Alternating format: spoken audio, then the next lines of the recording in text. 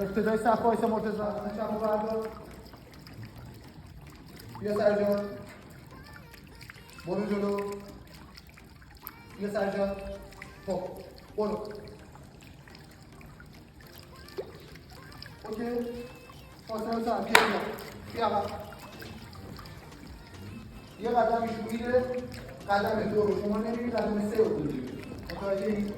چپ رو که رفت راست رو که رفت چپ سوم یعنی چپ دوم یه چپ یه راست یه چپ اونو که رفت شما میری برو تنظیم کنید برو